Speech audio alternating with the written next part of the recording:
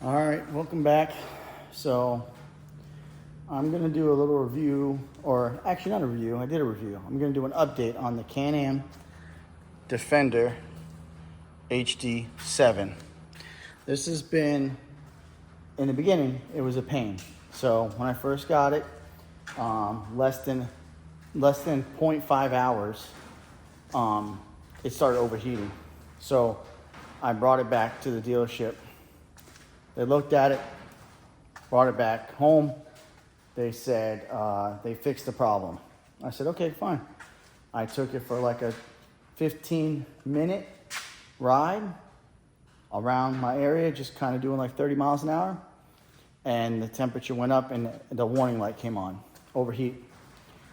So I called them. I said, hey guys, look, you guys said you fixed this. I already went down there, and this place is like 45 minutes from my house. So they said, bring it back. We'll take a look at it. I brought it there. They looked it over. They said, okay, we figured it out. It was, I don't know if they said it was low on coolant or it needed to be, clean the camera here. Actually, no, they said it wasn't burped from the factory. I'm like, burped? What do you mean? Is it a baby?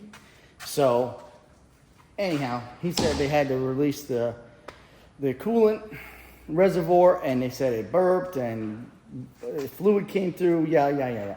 Okay, great. Took it home. At this point, I have like 4 hours on it. It's been at the shop twice. So I get it home. I rode it for a couple days. It seemed fine. Then I let it sit while I was at the gate.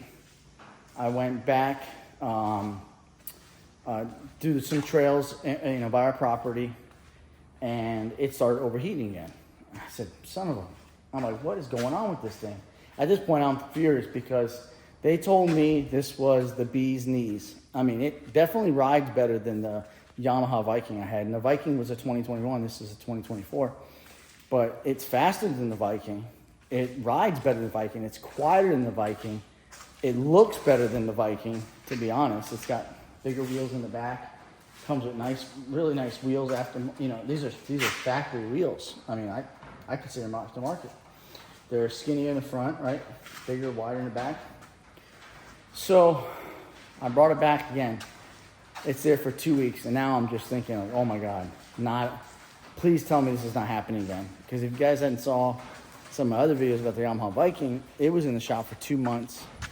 Prior to the 2 months in the shop, it was in there for a month. They couldn't figure out why water kept getting into the transmission on the Viking. But that's long gone. I traded it in for the Canam Defender HD7. So, anyways, it's at the shop. 2 months, the Canam is.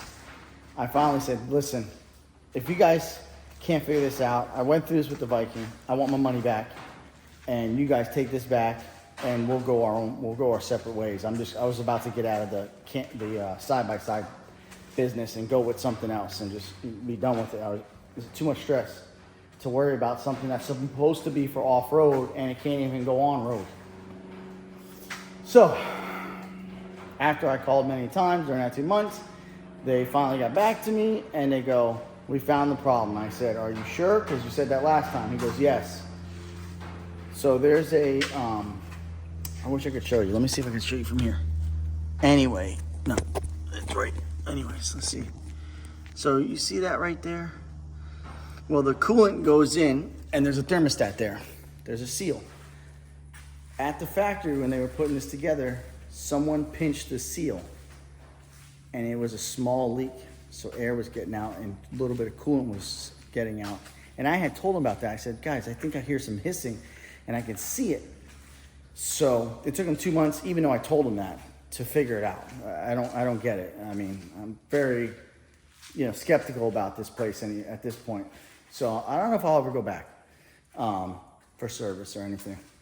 So anyways, yeah, they told me it's just a seal. Someone took it when they were putting it in. They put the seal in improperly. It pinched the seal, and then they must have tried to fix it and put it back in. Well, they already damaged it. And instead of just putting another seal in there, probably at the assembly line, you could have just took 2 seconds to reach to the new ones, do that one away, but they didn't.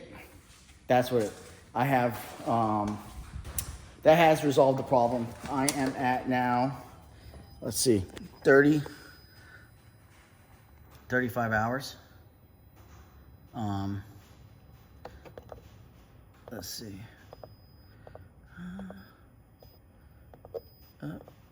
35 hours. I have 301 miles. So I was early on and it was giving me problems. So it's definitely better now. I'm happy. Oops. The kids and I always go on it, and in the rain they like to go in it and go through puddles, and we go through the mud. But I just wanted to give an update on the Can-Am because someone had asked about the Can-Am, the HD7, and it does 62 miles an hour, and it's a small motor. So yeah, you go with 1,000 horse or 1,000 cc, and yeah, it would be way faster. But I mean, unless you're racing or trying to do sand dunes or something around here for this property. Oops, sorry, I might have had you guys blurry for a while. Just around here to do things, it's perfect. I mean, all I do is I tow a little trailer.